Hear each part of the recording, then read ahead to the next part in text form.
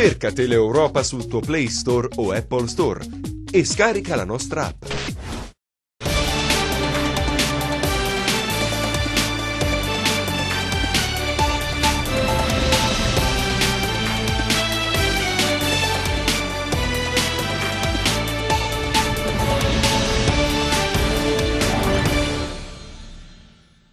Buon pomeriggio, benvenuti nuovamente in nostra compagnia. Oggi a Linea Rovente parliamo di alimentazione, ma legata soprattutto a una patologia che affligge tantissime persone, ma di cui non tutti sono a conoscenza. Parliamo di alimentazione e diabete e lo facciamo in compagnia del dottor Francesco Garritano. Benvenuto, dottor Garritano, bentornato soprattutto, era un po' di tempo che non ci vedevamo.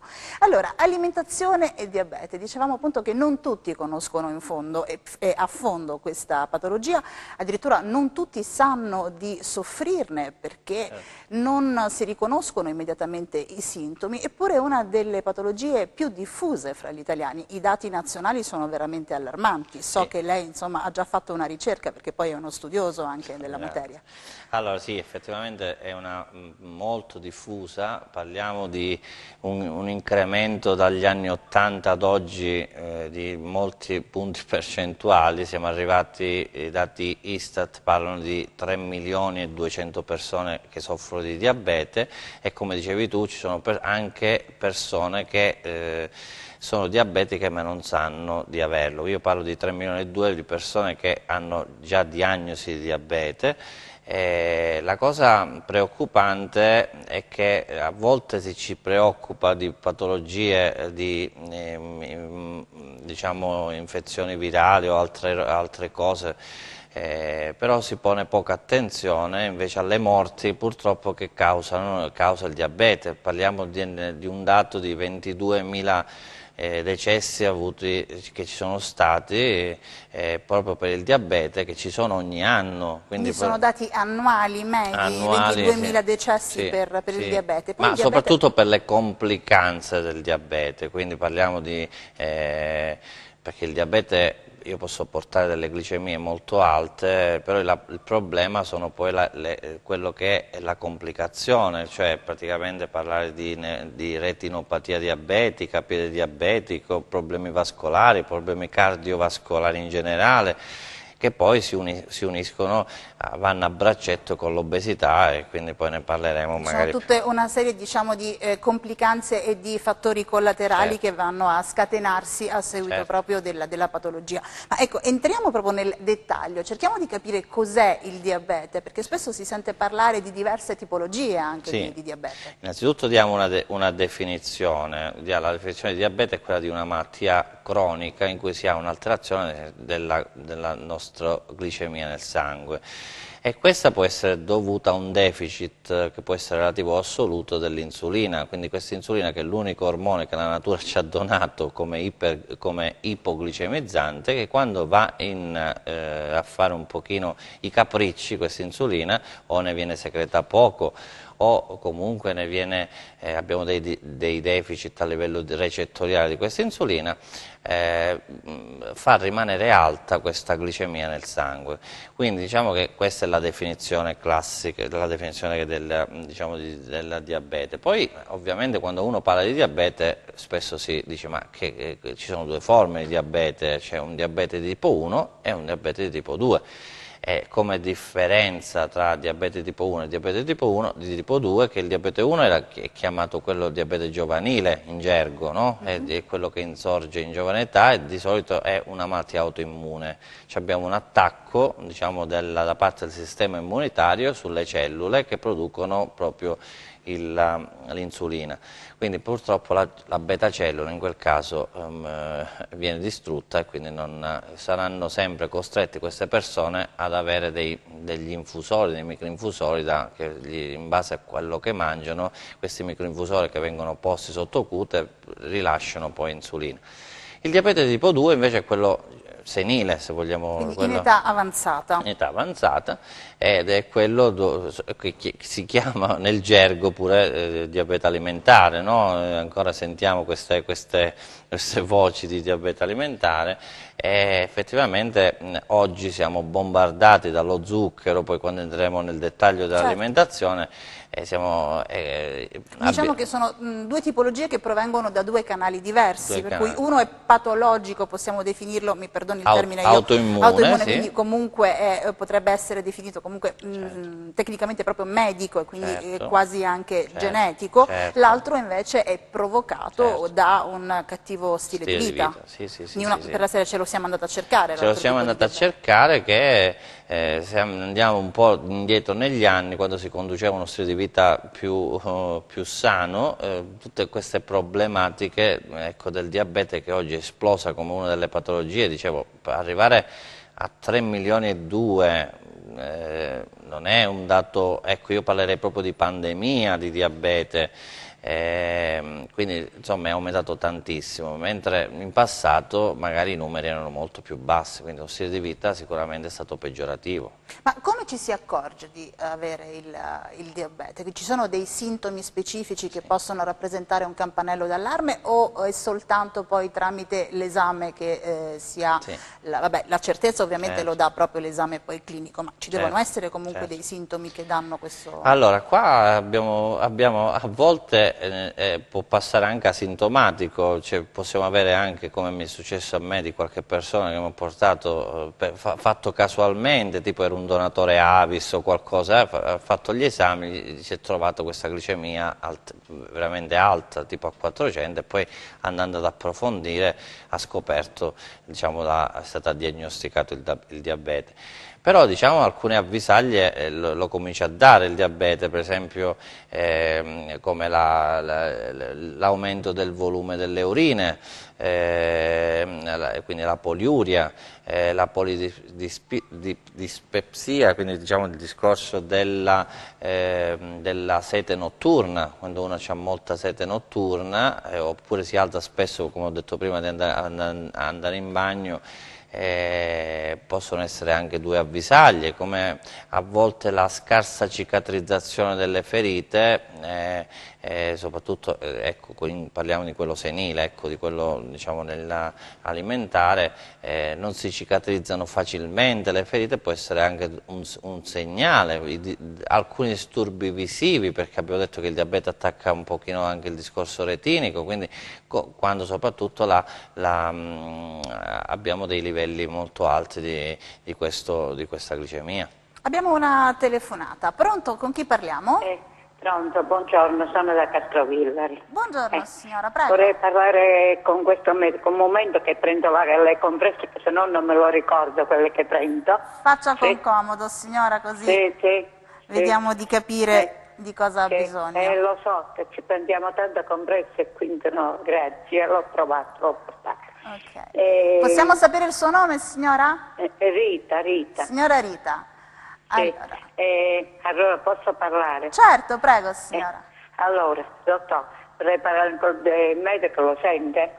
Io in tutti i modi ho il diabete da tanti anni, e insomma invece di passare una volta si alza, una volta che l'ho avuto a 500 una volta, e poi insomma con le compresse, tutte queste cose sto tirando avanti. Un poco di insulina l'ho fatto più di un mese, dopo mi sono proprio, guarda, ti dico proprio la verità, proprio scocciata, perché uno che non lo sa fare deve venire magari venirlo a fare. Dopo ho preso le compresse, che me le prendevo sempre le compresse, pur che facevo l'insulina, 3 compresse al giorno li prendevo. Ecco. Adesso insomma compatto, una volta è alto la sera, un'altra volta è basso, un'altra volta non di secca. E poi vorrei sapere una cosa, siccome che a me mi hanno trovato, non so se per la creatinina è un poco alta e queste cose, allora mi hanno trovato un'angioma al rene più piccola e un altro a fegato. Da dove è successo questo, insomma? Come posso... perché non so da dove è venuto. Allora, la glucemia era un poco alta, perché era a 57, dice che era un poco alta prima. Allora, signora, Adesso come posso più o meno dare un po' di meno rabbia, perché non so da dove è venuto questo. allora, le rispondo perché non entro Intanto nella... ringraziamo la signora Grazie, Rita per signora averci chiamato, così diamo Grazie. modo al dottore Garritano di Grazie. rispondere, che ricordiamo essere un nutrizionista Assolutamente. biologo, e quindi ovviamente lei si occupa della parte alimentare, ma insomma non le mancano anche le conoscenze per poter delineare un quadro generale. Allora, della io signora. ne approfitto... Io lo dico a beneficio Sì, naturalmente dei nostri sì, telespettatori. assolutamente, non sono un medico, ma la mia prima laurea in chimica farmaceutica mi consente Certo. un pochino di una conoscenza sui farmaci. Allora, il discorso è questo, che non entro in merito diciamo, della terapia che va poi concordata col diabetologo, ovviamente. Ma io credo che le cose insorte alla signora che ci ha chiamato, una delle cose è la nefropatia diabetica, cioè già vedevo dei valori, ha parlato di azotemia, di creatinina, quindi insomma potrebbero essere collegate ad un discorso di un diabete non controllato, quindi bisognerebbe, poi diceva che a volte c'è la normale, a volte c'è la più basso, quindi vuol dire che il diabete non è sotto controllo, questo discorso Quindi glicemico. non c'è una cura costante che possa comunque consentire di tenere appunto i valori in una media che non portino tutte quelle complicazioni di cui Sì, ma soprattutto andrebbe rivista dal punto di vista alimentare, perché lo sbaglio che si fa è solamente farmacologico, ma come dico sempre, farmacologico e alimentare, bisogna sempre partire da tutte e due le cose, perché solo un binario, che è quello farmacologico, non fa nulla, ma come anche solo l'alimentazione totalmente in case più spinte, anche quella dobbiamo cercare di accoppiare tutte e due le cose, e consiglia alla signora sicuramente di seguire un piano alimentare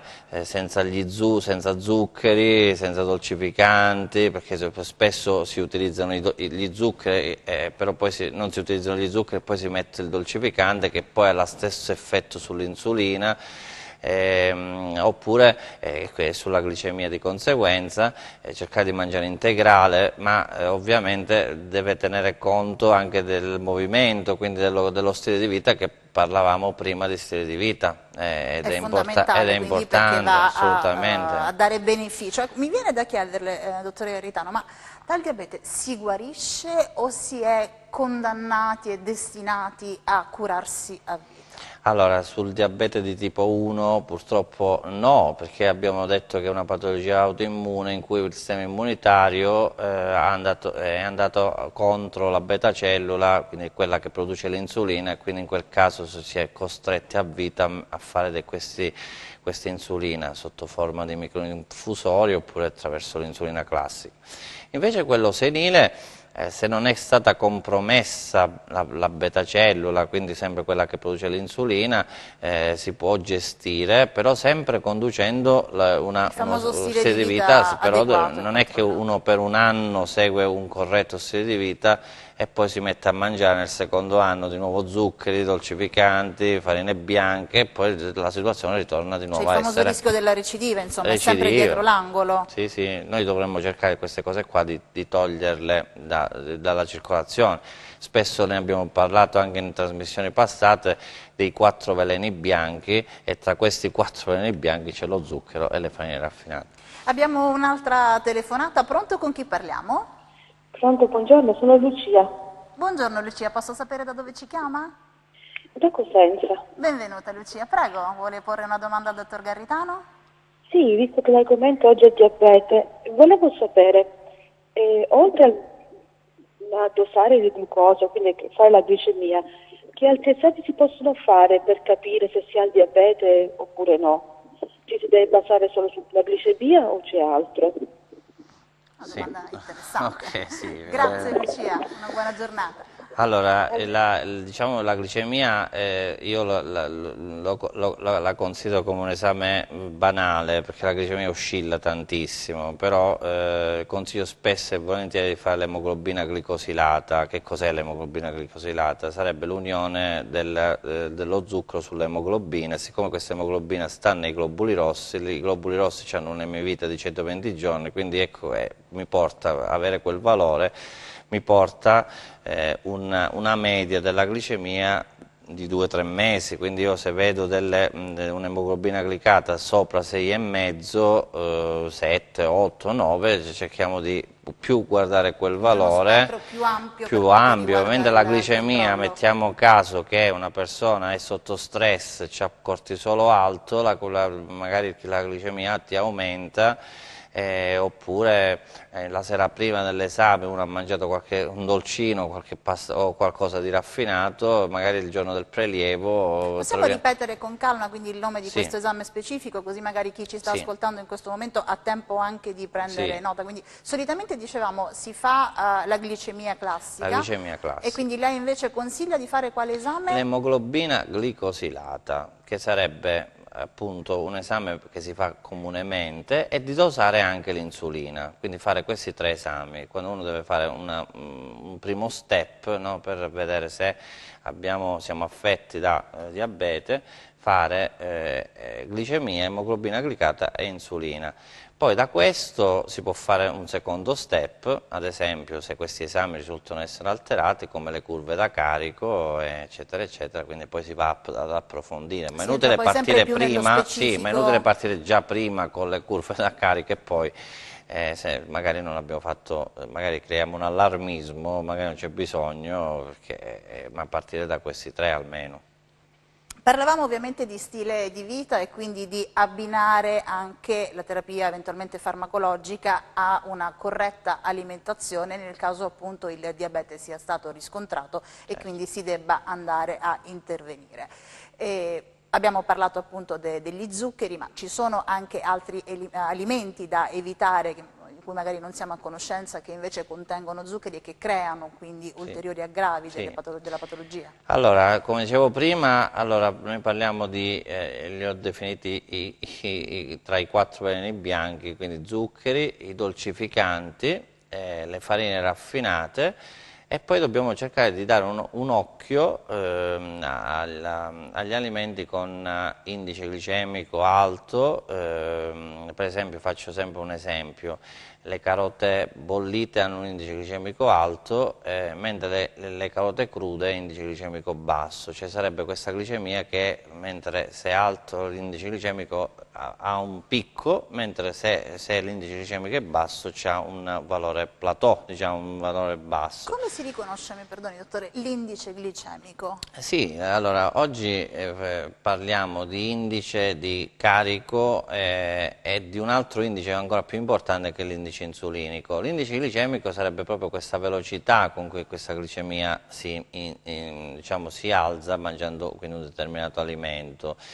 Mentre il carico glicemico sarebbe proprio la quota di quello zucchero che c'ha dentro l'alimento per l'indice glicemico. Faccio un esempio, giusto per capire. L'uva, che ha un indice glicemico alto, secondo diciamo, tutte le teorie classiche del diabete non andrebbe mangiata perché ti impenna subito il discorso glicemico, però poi se vai a vedere il quantitativo di zuccheri che c'ha l'uva troviamo molta acqua e troviamo una piccola percentuale di zuccheri, quindi alla fine l'indice glicemico viene sorpassato, anche per il semplice motivo che poi le tabelle sull'indice glicemico ne troviamo una diversa dall'altra, quindi troviamo varie tabelle, quindi abbiamo una confusione in testa. Un malato di diabete, come riesce ad orientarsi in mezzo a tutti questi numeri, indice, carico? Io sì. immagino, magari mi metto nei panni di chi soffre di diabete, si sente anche un attimo spaesato, Certo, confuso, dici, ma a certo. questo punto che mangio? Sì, Pane e acqua, nemmeno il pane, no, perché la farina è no, un allora, killer, io e dico quindi, di non insomma, entrare. arriva lo sconforto. Sì, allora bisogna capire, addirittura si parla di carico glicemico del pasto, non dell'alimento, perché io devo vedere in un pasto qual è il carico glicemico, però ci sono, come dicevo prima, degli indici, per esempio l'indice insulinico, che sarebbe proprio la capacità dell'alimento di liberare insulina, per esempio il latte è vaccino è ad alto indice insulinico, quindi anche determinati alimenti presi singolarmente, possono far sbalzare questa insulina. Magari supponiamo che la persona ha già insulina alta, tu vai a prendere un alimento che ha insulina, che libera insulina, e quindi peggiori un po' la situazione, tipo nella resistenza insulinica, che poi vedremo collegata all'ovaio policistico, ne parliamo dopo. Il discorso che io direi, per semplificare a chi ci sta ascoltando, di non andare a complicarci la vita con l'indice carico, indice insulinico, ma di cercare di mangiare sano, pulito, perché è inutile andare su internet, trovare tutti, allora Anche vedere perché questo. in molti casi per internet sei già morto, non dovresti già respirare, quindi Assolutamente, diciamocelo molto chiaramente. già defunto. Assolutamente sì. Abbiamo un'altra telefonata, pronto, con chi parliamo? Allora, buongiorno, sono Francesco, chiamo da Casali del Manco. Buongiorno E Francesco. volevo fare innanzitutto i complimenti per la trasmissione e per la preparazione del dottor Garritano. E volevo chiedere al dottore, per quanto riguarda il diabete di tipo 2, una colazione che mi consiglia da fare. Una colazione, mi perdoni, ho capito bene? Sì, una colazione per prima un soggetto diabetico di tipo 2. Okay. Allora, Cosa consiglia? Allora, come colazione io consiglio sempre di partire dalla frutta, mangiare della frutta, quindi non stiamo qui a discutere se si tratta di uva, fichi, che sono banditi, no? Appena parli di diabete, bandito, addirittura c'è uno studio uscito nuovo che parla che addirittura prevengono il diabete, quindi vabbè, questa è una. Poi fare una fonte liquida, quindi possiamo prendere del tè verde, un latte vegetale buono, da andare a vedere all'interno di questi latti vegetali se ci sono zuccheri, perché molto spesso purtroppo la sorpresina è che noi non leggiamo gli ingredienti, quindi fare un latte vegetale, poi usare delle fette biscottate integrali, e metterci là sempre la proteina vicino, quindi possiamo accoppiare delle noci, delle mandorle, oppure possiamo prenderci un uovo, l'ovetto che ci davano molto tempo fa, che ci siamo dimenticati. La dell'uovo sbattuto senza zucchero, senza zucchero, perché all'epoca si aggiungeva lo zucchero.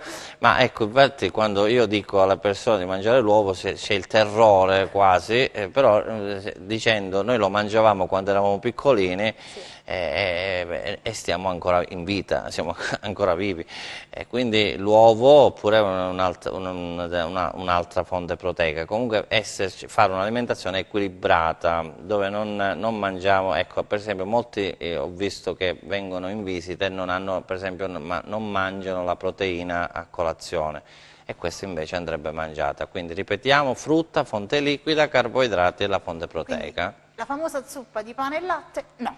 No, non la consiglio. Assolutamente no. Ci fermiamo qualche istante per la pubblicità, ritorniamo subito dopo, restate con noi.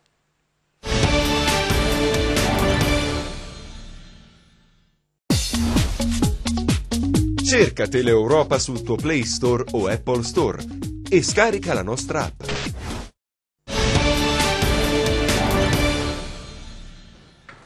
Bentornati, seconda parte della nostra linea rovente. Oggi stiamo parlando di alimentazione e diabete per imparare soprattutto a conoscere meglio, più a fondo questa patologia, ma soprattutto qual è l'interconnessione con l'alimentazione, quindi il corretto stile di vita. E lo stiamo facendo con il dottor Francesco Garritano, biologo nutrizionista, che sta appunto spiegando e si sta addentrando in quelli che sono anche i corretti stili di alimentazione rispetto a chi soffre di questa patologia. Abbiamo distinto soprattutto del diabete di tipo 1, dal diabete di tipo 2, cercando anche di capire appunto come intervenire. Stavamo parlando proprio del diabete di tipo 2, quindi come alimentarsi in maniera corretta per cercare quantomeno di limitare i danni che sono creati mangiando in maniera sbagliata. Ma ovviamente dobbiamo ricordare anche, lo dicevamo durante la pausa, possiamo svelarlo tranquillamente ai nostri telespettatori, che c'è sempre bisogno anche di abbinare del movimento, dottore Garitano. Assolutamente, io dico che il farmaco più potente è proprio il movimento. Infatti nelle mie visite faccio vedere un fogliettino dove c'è una, quindi le pazienti che mi stanno ascoltando si ricorderanno di questa famosa aspirinetta dove ho cacciato la parola aspirinetta e ho scritto movimento, che io lo considero come un farmaco.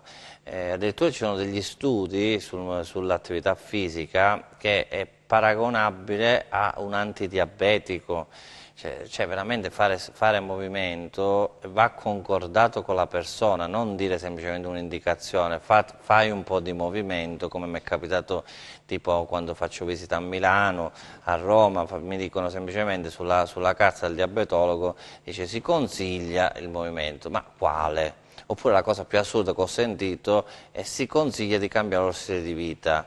La signora viene in visita e dice ma come lo cambio sto stile di vita? Non mi ha dato nessuna indicazione, quindi poi c'è tutto un lavoraccio che dobbiamo fare per cambiare lo stile di vita. Cioè, ci sono delle cose che mi fanno sorridere perché poi ne vedo di tutti i colori, quindi operando da Catania fino a Milano, quindi ne vedo di tutti i colori di queste cose qua.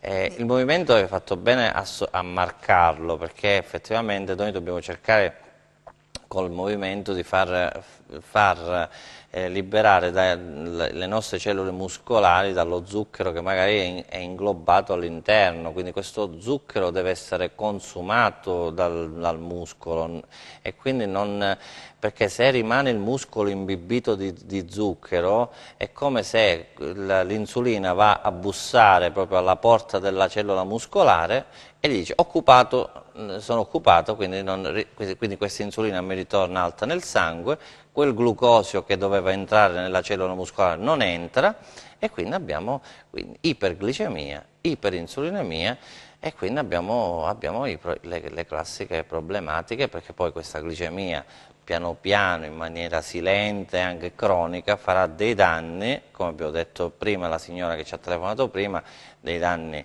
alla retina, ai reni, al sistema vascolare, quindi si parla di piede diabetico. Si vanno ad intaccare tutta una serie anche di organi, creando altre patologie, quindi altre problematiche. Infatti, come dicevamo inizio trasmissione, il problema non è tanto a mettere giù il discorso glicemico, ma se si è creata già una complicanza, gestire le complicanze. Quindi che poi non è mia competenza, ma è competenza sempre del vascolare o dell'angiologo, dello specialista, però io dico non arrivate a quel livello, cerchiamo di agire in prevenzione sicuramente, la prima cosa, e se ancora non sono stati intaccati organi, cerchiamo di portarli, queste persone, alla normalità glicemica, insulinica, che ho visto che anche nel diabete tipo 2, quindi quello senile, possiamo farlo. Ci sono dei livelli di normalità standard per quanto riguarda i valori, o sono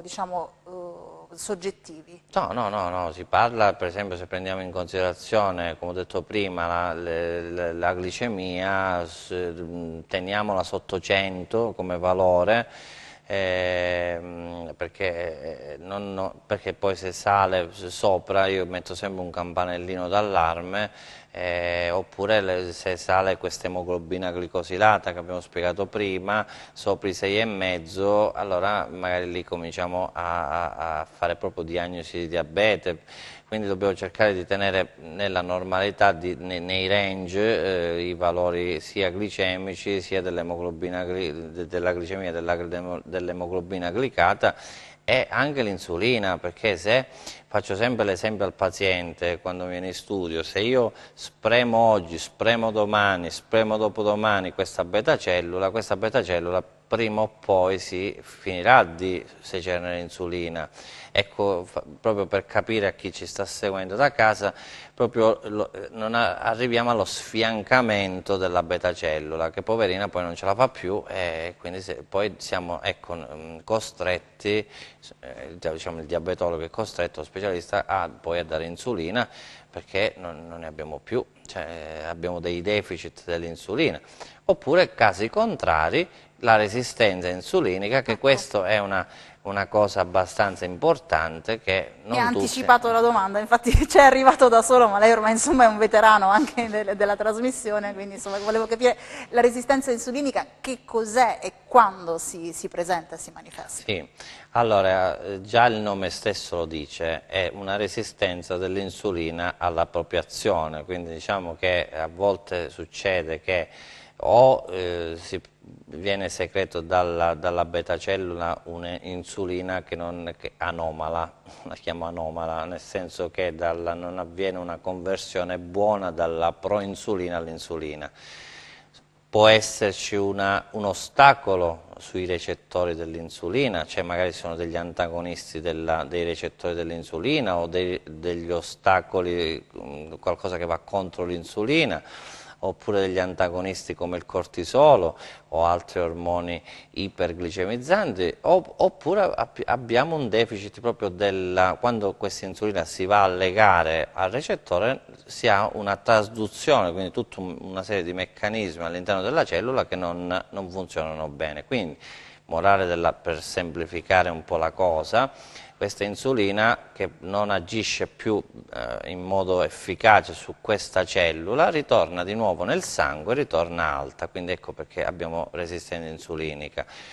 Avviene in alcuni casi specifici, sì, perché mi pare di aver letto che c'è una stretta correlazione per quanto riguarda le donne nell'ovaio policistico. Sì, spieghiamo questa cosa qui che è importantissima, perché quando c'è resistenza insulinica l'insulina in eccesso stimola gli androgeni e fa inibire l'SHBG, quindi la proteina che lega il testosterone, quindi si hanno due effetti, uno stimolo degli androgeni, uno alti livelli di testosterone libero. Gli androgeni, quando vengono stimolati, fanno inesplodere l'ovulo, quindi che dovrebbe essere espulso ad ogni mestruazione, quindi l'ovulo deve essere fecondato, questa è la mission biologica. Quando rimane inesploso sulle pareti dell'ovaio, ecco la sindrome dell'ovaio policistico, quindi sarebbe l'ovaio si riempie di questi follicoli, però non entro anche qui nella competenza ginecologica, ma ecco, quello che dico sempre, dobbiamo sempre agire a monte delle cose. Se ci sono studi veramente importanti sulla resistenza insulinica e quindi questa connessione stretta tra la resistenza insulinica e l'ovaio policistico, diciamo è superficiale magari degli approcci che vanno solo sulla parte a valle, mentre bisognerebbe agire a monte. Questo è indice del fatto che il nostro corpo è veramente una macchina perfetta, per cui basta che si inceppi un meccanismo e poi diventa tutta una catena di probabili problematiche. Infatti noi io collaborando col dottor Speciani, c'è nella scuola GIFT, la chiamo, noi siamo sempre abituati a guardare un po' con l'occhio a monte e non a valle.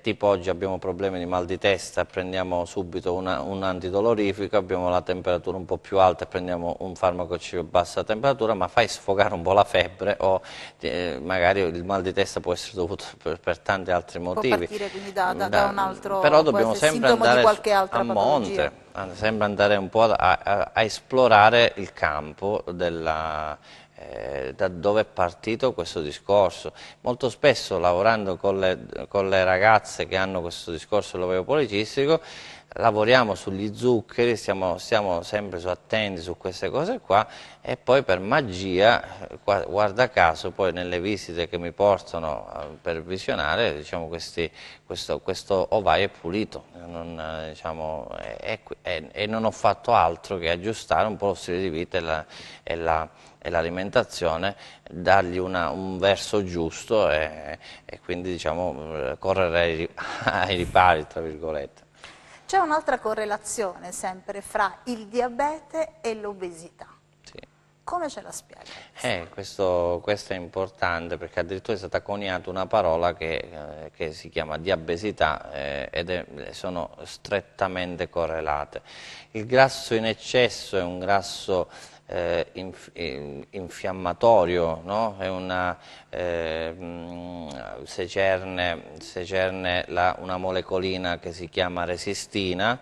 La resistina è una molecolina che va a indurre resistenza insulinica, che, se vogliamo far capire a chi ci sta seguendo, la resistenza insulinica è l'anticamera poi del diabete. Quindi, diciamo, dobbiamo cercare in qualche modo di spegnere l'infiammazione di fondo che una persona obesa ha, perché altrimenti, se manteniamo questo stato infiammatorio alla lunga, ecco che può insorgere il diabete, ma possono insorgere tutte le mille, diciamo, complicanze di quella che viene detta oggi sindrome metabolica.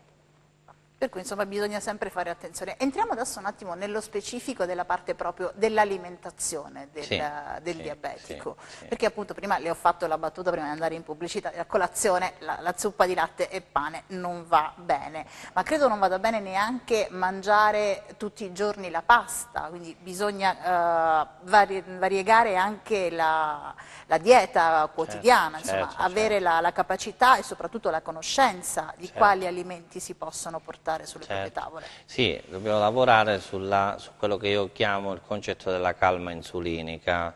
La prima cosa che consiglio, tutto quello che è zuccheri o dolcificanti vanno via dall'alimentazione. Completamente? Completamente, perché gli zuccheri non pensiamo soltanto a quelli che aggiungiamo, il saccarosio che aggiungiamo nell'alimento, ma pensiamo a quelli nascosti. Cioè, le industrie alimentari purtroppo ci stanno drogando di zuccheri, cioè, nel senso, stanno cercando di mettere zuccheri perché lo zucchero richiama zucchero, cioè richiama il prodotto, quindi questa è una cosa bella forte, ma purtroppo dobbiamo dire le cose come stanno, no? Nei prodotti di bassa qualità troviamo spesso questi zuccheri. Quindi non basta dire io prendo il caffè senza zucchero per dire lo evito, perché magari dietro a qualsiasi altro tipo di alimento c'è nascosto. Quindi la prima cosa è la consapevolezza di leggere un po' gli ingredienti, quindi prendere il barattolino che stiamo acquistando, girare e leggere gli ingredienti. Se tutto quello che finisce in osio è zucchero, quello che finisce in olo è zucchero, quindi dal saccarosio all'oxilitolo, maltitolo e tutto il resto. E poi faccio attenzione anche ai dolcificanti, perché uno pensa che, dico, non metto lo zucchero ma metto il dolcificante, tanto a calorie zero. Questa è la classica domanda che mi fanno. Anche in fase di dieta normale dimagrante, diciamoci la verità, non c'è bisogno di avere il diabete per fare per attuare. Spieghiamo questa cosa qui che è importante, perché quando noi mettiamo una zolletta di zucchero in bocca, quindi sulla lingua, dove ci sono le papille gustative, o la mettiamo una zolletta di zucchero o una stevia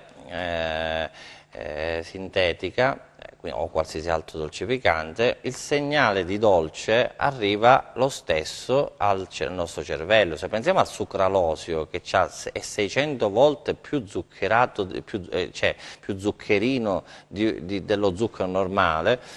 Ecco, il nostro cervello, poverino, non è così intelligente da distinguere se si tratta di zucchero o per si lui tratta... è dolce, quindi è partita la festa. Ecco, la festa in tutti i sensi, e poi questo segnale arriva alla nostra beta cellula che comincia a spremere e buttare insulina. Quindi l'effetto o zucchero o dolcificante è uguale. Molte altre domande me le fanno per esempio con lo zucchero di canna. A volte quello che si trova spesso e volentieri è uno zucchero di canna caramellato, colorato, quindi basta fare l'esempio della ciotola, ci metto zucchero di canna, giro un pochino il mattarello e lo trovo bianco, quindi perché è uno zucchero colorato lo chiamo, no? Ma anche se lo zucchero quello grezzo, no? Quello che si dice, vabbè, ma questo io uso lo zucchero grezzo integrale, ecco, io devo pensare sempre all'effetto dell'insulina, è sempre uguale. Allora, zuccheri e dolcificanti, poi lavoro sulle farine raffinate, quindi non farine raffinate, quindi quelle 0, 0, 0, 1 e 2, ma l'integrale 100%. Quindi mangiare integrale, molti, eccoci, come l'ovetto che avevamo nominato prima, mangiare integrale, si mangiava integrale già negli anni 40, ecco, era un integrale sano. Quindi in questo caso riprende l'abitudine. Comunque il livello di guardia, mettiamola così, quindi magari inizialmente può sembrare anche fastidioso per chi non è abituato al palato, però comunque mantiene bassi i valori. I livelli glicemici, perché proprio è la fibra, no? la crusca che circonda il chicco della integrale che tiene bassi i livelli glicemici. Poi io consiglio sempre di accoppiare alla classica pasta, di accoppiare la proteina, quindi non fare quella la famosa dieta dissociata, quindi il primo a pranzo, il secondo a cena. No, ma cerchiamo di abbinare le due cose, perché se io mangio solo la pasta, quindi solo il carboidrato, abbiamo un picco alto del glicemico, soprattutto poi se è pasta raffinata in questo caso. Se io invece accoppio, scendo un pochino col carboidrato, ne mangio 150 grammi, ne mangio di meno, e accoppio la proteina, e quindi e poi andiamo a controllarci un pochino poi post-prandiale, quando è la glicemia la troviamo più bassa. Quindi abbinare le due cose. Le chiedo solo un attimo, abbiamo una telefonata e poi riprendiamo il nostro discorso. Pronto, con chi parlo? Sono Antonina da Reggio Calabria. Benvenuta. Vorrei parlare, con il dottore, siccome io ho il diabete alto, faccio insuline, 4 insuline al giorno, e poi sono allergica sia al nichel che alla caseina. Non so più come fare, cioè non trovo chi mi dice perché mangio molto, insomma, mettere tutti questi alimenti. Mi hanno tolto anche il latte, i latticini, i formaggi, perché ho le gambe gonfie e tutte queste cose ultimamente. Ok. Come possiamo aiutare la nostra telespettatrice? Sì, l'allergia prendo anche la metformina per la pressione, insomma. Sì. Cosa dovrei mangiare? Allora, sì, in questo caso l'allergia al nickel ci frena un pochino sul discorso dell'integrale, perché effettivamente i cibi integrali con l'allergia al nickel non sono assolutamente consigliati. Con tutta una serie di lista di alimenti che non hanno il nickel, che è bella lunga l'allergia al nickel. Io dico che è veramente difficile trattare l'allergia al nickel, perché ci sono un po' di alimenti da dover gestire. Le caseine, forse abbiamo detto che forse non è il problema, anzi è meglio, perché toglie i latticini, il latte, i formaggi, abbiamo detto che sono a indice insulinico alto, quindi anzi lo vedrei un vantaggio da questo punto di vista, il discorso del latte e formaggi. Mentre sull'integrale, mentre sul discorso al nickel bisognerebbe evitare innanzitutto l'integrale, poi condurre uno stile di vita sano, innanzitutto, cioè nel senso ma cosa resta alla signora però da mangiare? No, c'è tanto da mangiare. Facciamo un esempio, perché credo che la signora abbia proprio bisogno di avere quantomeno un paio di alimenti nell'immediato. Sì, allora posso mangiare della frutta, quindi ecco, se partiamo sempre dalla colazione, per esempio, comincio con la mela, poi faccio un tè verde. Intanto ringraziamo la signora per averci chiamato, così continua a seguirci dalla TV, quindi Sì, mela, tè faccio un verde. tè verde, mangio delle fette biscottate, a questo punto non le posso prendere in integrale, mangio delle fette biscottate normali, ad esempio posso metterci una marmellata senza zucchero, ce ne sono tante in commercio che hanno solo zuccheri della frutta, e poi passare sempre a una fonte proteica, che ovviamente non possono essere noci mandorle per il nickel, ma può essere quel famoso uovo che abbiamo nominato prima.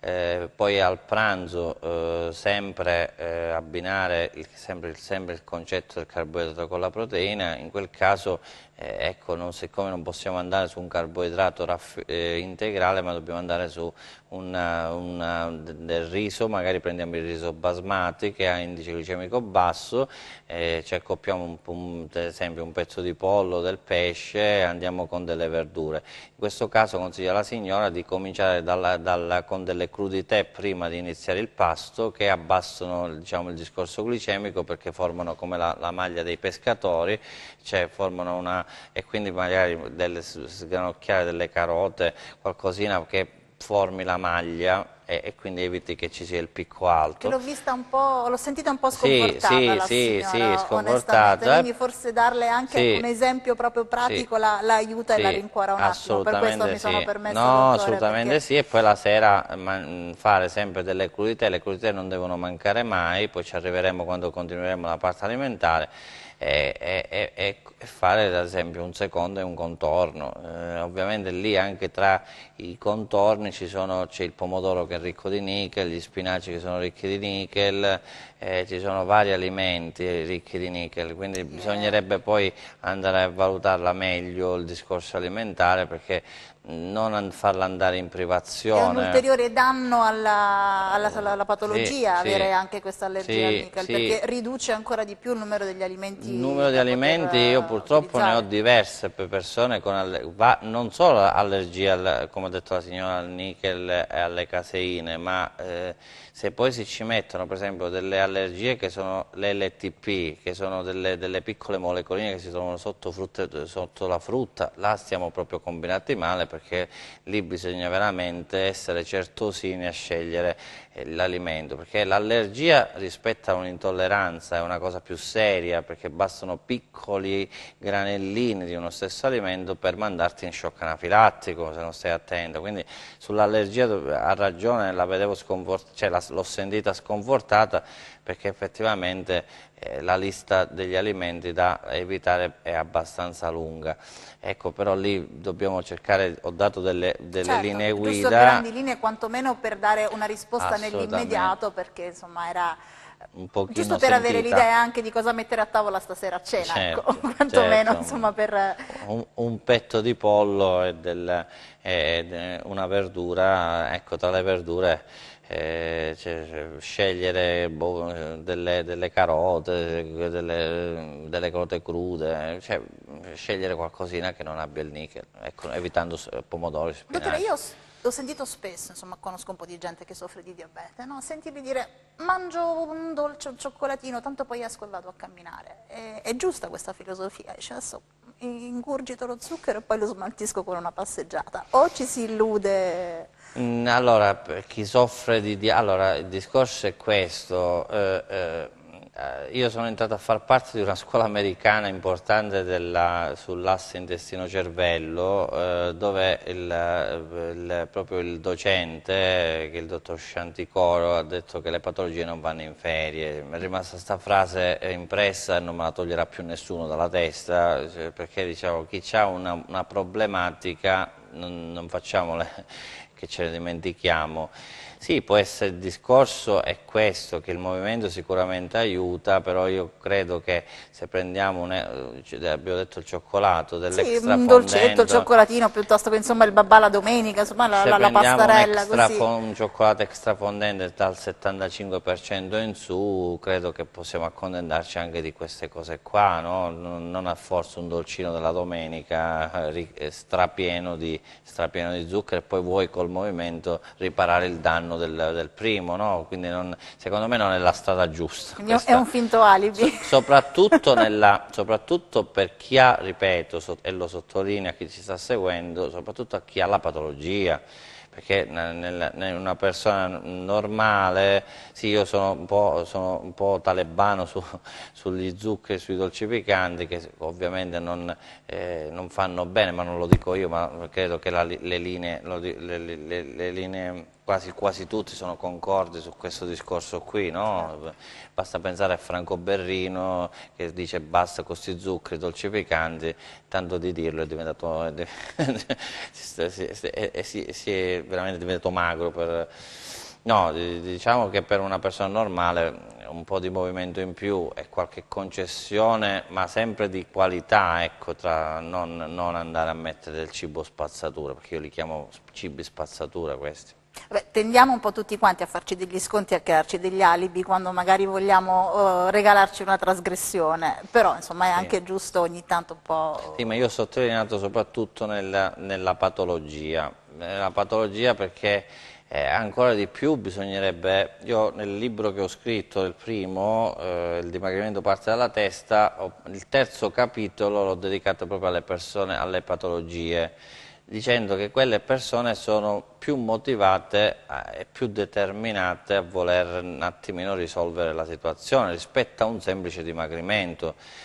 Io ormai mi sto occupando un pochino di più sulle disfunzioni, sulle malattie autoimmuni, infatti una delle puntate che faremo poi più in là sarà proprio nell'uscita del mio secondo libro, che sarà quello della tiroidite di Hashimoto, diciamo come rieducare il sistema immunitario a reagire meglio.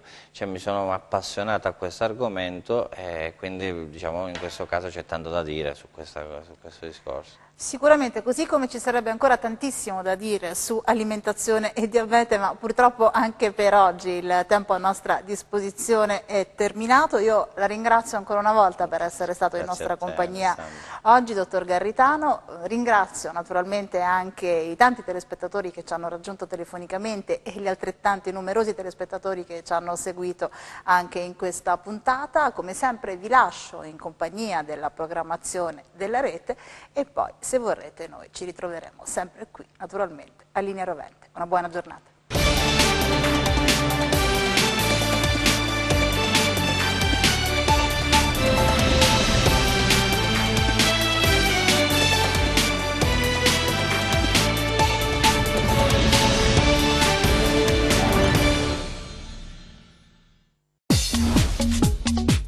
Cerca Teleeuropa sul tuo Play Store o Apple Store e scarica la nostra app.